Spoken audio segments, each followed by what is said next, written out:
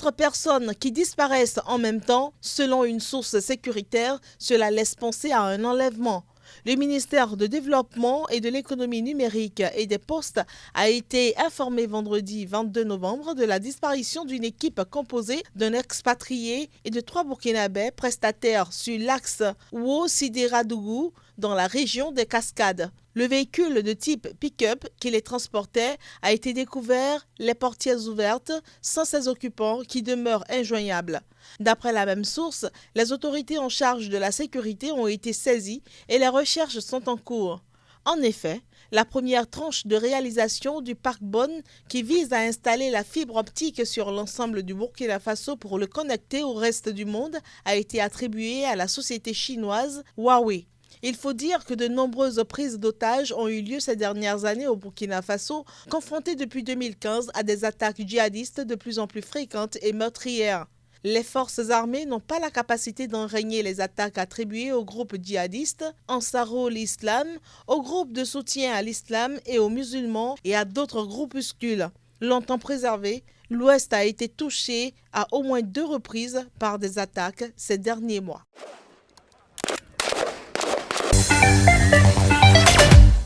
La rencontre entre ces anciens frères ennemis intervient symboliquement près de 10 ans après la crise post-électorale de 2010-2011 en Côte d'Ivoire. Guillaume Soro soutenait alors l'actuel président Alassane Ouattara, tandis que Charles Blé Goudé était un des plus fervents partisans du régime de l'ancien président Laurent Gbagbo.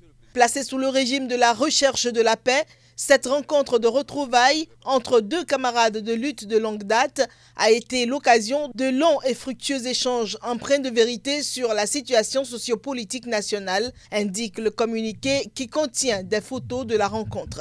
Les 2 hommes qui ont chacun à une époque dirigé la Fédération estudiantine et scolaire de Côte d'Ivoire, FESI, le puissant syndicat étudiant, ont exprimé leur compassion et leur solidarité au peuple de Côte d'Ivoire pour les traumatismes et les nombreux préjudices subis au cours de la crise, selon le texte. Ils s'engagent à œuvrer pour une réconciliation sincère, conviennent que la réconciliation doit se nourrir de vérité et de repentance, gage de tout pardon. Ils réaffirment la nécessité de privilégier la voie du dialogue, de la négociation et de la concertation dans la résolution des conflits, poursuit le texte. Soro a annoncé en octobre sa candidature à la présidentielle de 2020 après avoir rompu les ponts avec le président Ouattara et la coalition au pouvoir en début d'année. Il a multiplié les gestes envers ses anciens adversaires politiques, demandant pardon à Laurent Gbagbo ou, en s'entretenant avec l'ancien président Henri Konan Bédié, lui aussi passé du RHDP à l'opposition. Blé Goudé a été acquitté en première instance de crimes contre l'humanité par la Cour pénale internationale et attend en liberté conditionnelle aux Pays-Bas l'examen de l'appel de la procureure. En signe de protestation à cette attaque intervenue dans la nuit de dimanche à lundi, des habitants en colère ont partiellement incendié la mairie de cette grande agglomération du Nord Kivu, proche de l'Ouganda. Ils dénoncent depuis plusieurs jours l'inaction de l'armée congolaise et des casques bleus des Nations Unies présents dans la région face aux tueries des forces démocratiques alliées ADF. La police qui a tiré à balles réelles est parvenue à disperser les manifestants autour du bâtiment de la mairie. Un manifestant a été tué samedi par la police. 2 policiers auraient également été tués samedi par les manifestants en colère, a rapporté dimanche la radio onusienne Okapi. Les habitants se dirigeaient lundi vers un camp de la mission des Nations Unies au Congo, MONUSCO, à la sortie de la ville, dans le quartier visé par les massacres à répétition des ADF. L'ennemi a fait une incursion dans le quartier Boakene et a tué 8 civils, a déclaré le porte-parole de l'armée dans la région, le major Mark Hazuke, au sujet de la dernière tuerie. Près de 70 civils ont été massacrés à Beni et ses environs par les ADF en représailles d'une offensive de l'armée congolaise contre leur base annoncée le 30 octobre. À l'origine, les ADF sont des rebelles ougandais musulmans hostiles au président Yoweri Museveni qui se sont repliés dans l'est de l'actuelle RDC en 1995. Pour leur part, les autorités sanitaires s'inquiètent des conséquences de l'insécurité et des tensions à Béni dans la lutte contre l'épidémie d'Ebola qui sévit dans la région.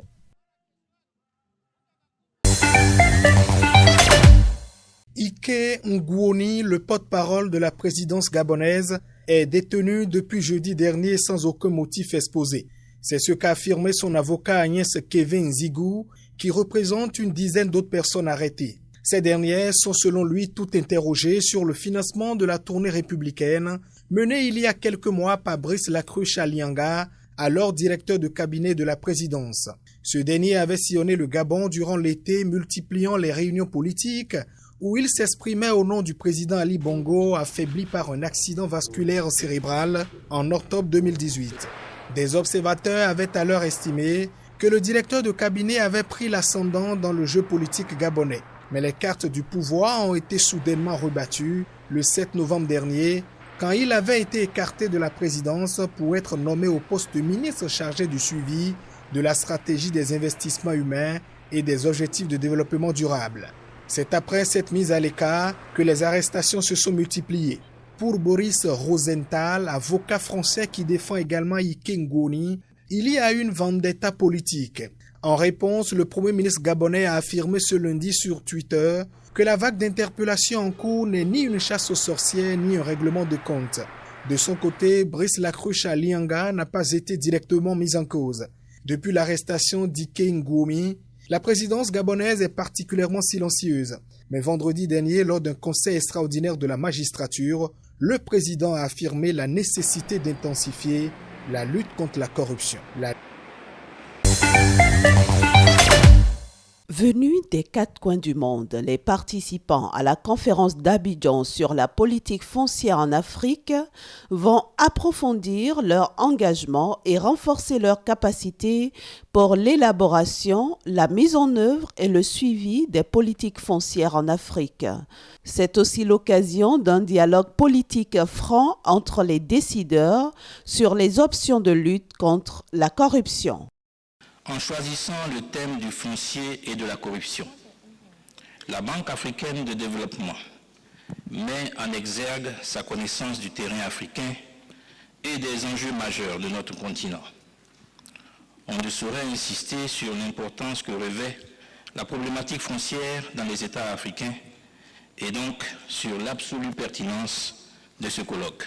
Tour à tour, Correa Sako Josepha de l'Union africaine, Stephen Karenji de la Commission économique pour l'Afrique et Charles Bohama de la BAD ont plaidé pour de bonnes pratiques foncières qui peuvent, selon eux, catalyser la croissance économique, contribuer à éliminer la pauvreté et la faim, tout en faisant progresser l'égalité des sexes et l'autonomisation des femmes. Pour les intervenants, il est nécessaire que les États africains fassent de la sécurisation foncière un objectif prioritaire de développement. Ainsi, les conditions équitables d'accès à la ressource foncière, le respect à la fois des principes républicains et des légitimités anciennes, la prise en compte des exigences nationales, de l'intérêt public et des besoins particuliers s'avèrent nécessaires pour conduire le développement de nos pays. Plusieurs sessions plénières, rencontres B2B, séances techniques et masterclass sont prévues pour l'atteinte des objectifs de cette conférence qui prend fin vendredi. La population a encore manifesté dans plusieurs villes de l'Est de la République démocratique du Congo. Elle proteste contre l'inaction de l'armée et surtout de la MONUSCO face aux tueries des civils attribuées aux groupes armés. De nouveaux manifestants ont été tués ce mardi à Béni et dans la ville voisine de Butembo, à 50 km, a indiqué le procureur militaire Kombo Ngoma. Bilan confirmé par la mission des Nations Unies au Congo MONUSCO. Vraiment, nous sommes avec la MONUSCO, ça fait 20 ans. Ils ont pour mission de restaurer la paix, d'accompagner les FARDC. Mais ça fait au moins plus de 5 ans que la population de Béni et Béniville et Béni Territoire est endeuillée. Il n'y a pas une réaction satisfaisante de la part de la MONUSCO. Nous venons seulement voir si les MONUSCO sont partis et si du moins vraiment ils ont été touchés par ce qui a été fait hier. Et s'ils n'ont pas été touchés, on va encore refaire l'acte et surtout les jeunes sont en train de viser la grande base de la MONUSCO qui se retrouve à Mavivi. À New York, le Conseil de sécurité des Nations Unies a condamné aussi bien les attaques contre les civils que celles contre les installations onusiennes. Lors d'une réunion sur les émeutes anti-ONU qui ont fait depuis lundi au moins 6 morts à Beni.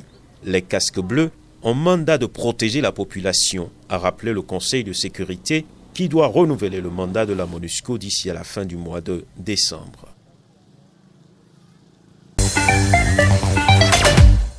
Kinshasa a été confronté à de fortes pluies dans la nuit de lundi à mardi, entraînant des inondations qui ont fait au moins 41 morts, dont un enfant qui s'est électrocuté.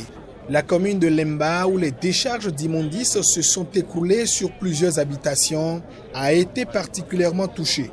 La population riveraine s'est adonnée à construire, à réduire la taille de ces rivières, et ce qui a fait que les eaux débordent.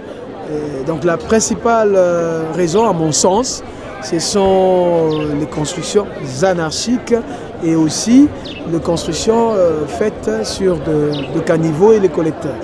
Les compatriotes qui se retrouvent encore dans les sites à risque, nous avons, pour le cas de Lemba, nous avons indiqué des sites où ils peuvent momentanément s'abriter en attendant que la pluie passe.